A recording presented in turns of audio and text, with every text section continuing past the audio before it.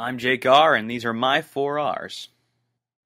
Like most people, I didn't know what to really expect with Ant-Man. Aside from the troubled production involving the departure of Edgar Wright, there was general confusion as to why Marvel would make a movie about Ant-Man of all characters. I mean, I went into a rant last episode about how dumb it is that Fox is making a movie about Gambit, so Marvel should have the same kind of skepticism with stuff like this. However, Marvel, unlike Fox, does have a proven track record of making good films out of characters previously thought to be too obscure or too weird to adapt to the big screen, so really, Ant-Man's not that much of a stretch. So yeah, there wasn't monumental hype for this one, at least not compared to the last few. Not helped by an initial consensus ranging from, yeah, that was pretty good, to meh, with a few outliers saying it was Marvel's first outright dud, though obviously those people forget that this, or, this exists.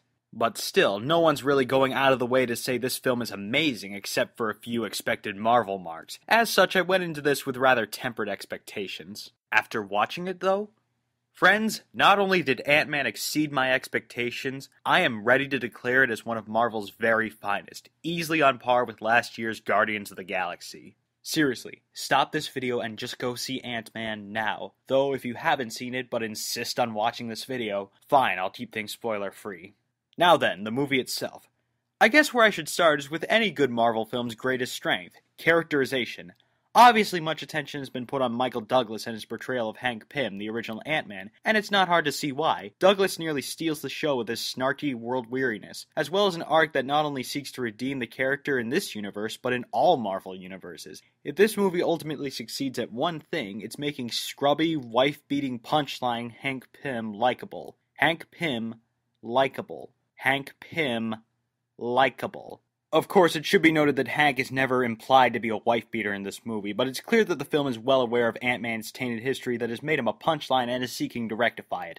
Just thought I'd clear that up. However, as good as Douglas is, I feel special props need to be given to Paul Rudd's portrayal of Scott Lang. Once again, Marvel has shown that the key to a great film is a strong central character, as Paul Rudd absolutely disappears into the role as the easygoing ex-con turned superhero, joining the ranks of Marvel's other great protagonists. Of course, it's one thing that he's just great, but I think what sets Lang apart is what the filmmakers don't do with him. He's not a giant personality like Thor or Tony Stark. He's not an inhuman paragon of righteousness like Steve Rogers. And though Paul Rudd plus Adam McKay's screenplay would have you believe it, he's not King Brodouche like Peter Quill. Scott Lang is just a guy who's trying to do right by his family. And like I said, Paul Rudd just absolutely sells the role. Credit where credit is due with Douglas, but Rudd earns my MVP for this film. This being a comedy, the film also boasts an incredible supporting cast who round out Scott's band of thieves.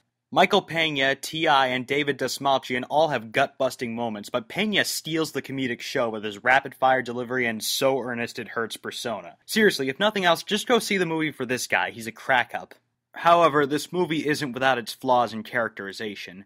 Evangeline Lilly does her damnedest in this film as Hank's daughter Hope, but there's not a whole lot to her character outside a relationship to her father and Scott. They're definitely setting up interesting stuff for her to do in future movies, but right now, Hope doesn't get to join the ranks of Black Widow, Pepper Potts, Peggy Carter, or Jane Foster in Great Leading Ladies. Though, don't get me wrong, she's still better than Liv Tyler's Betty Ross. And of course, it wouldn't be a Marvel movie without a villain that's kind of weak. Seriously, does anyone from the movies want to give the Daredevil guys a call to see how you do this? But credit to Corey Stoll, who's having a blast as the insane Darren Cross, who chews the scenery like there's no tomorrow. Plus, after 4 movies of villains who wanted to destroy everything and everyone, it's nice to have a villain who's driven by greed and pettiness on a small scale.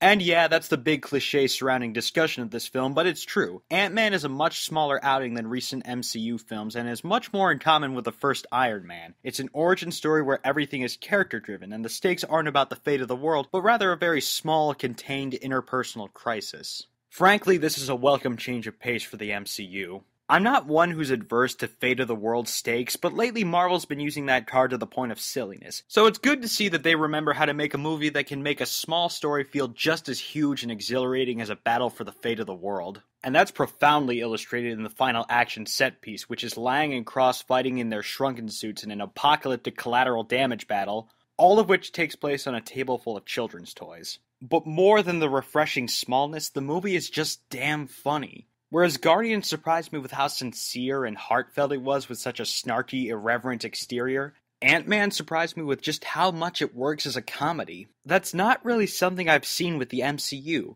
Yes, most of them are superhero movies that just so happen to have comedic elements, but Ant-Man is a heist comedy that just so happens to have a superhero in it. It's sort of new territory for the studio, but Peyton Reed and Adam McKay, decorated veterans of comedy, pull it off like gangbusters. This is a superhero movie you show your friends who don't like superhero movies. Trust me, they'll get a kick out of this. And if you're a Marvel fan, don't worry, this movie is full of references and cameos, including a top-notch appearance from Anthony Mackie as Captain America's partner and new Avenger, Falcon. Honestly, I'm not sure why most people are cool on this movie at the moment. Maybe Age of Ultron left them fatigued on Marvel, or maybe they're still salty about Edgar Wright's departure. But either way, sooner or later, I hope it gets reappraised as the gem it is. Ant-Man is a charming, touching, hilarious heist film that stands out as a beacon of quality in a summer full of bloat and excess. Don't miss out on this one. One question. Is it too late to change the name? Thanks for watching.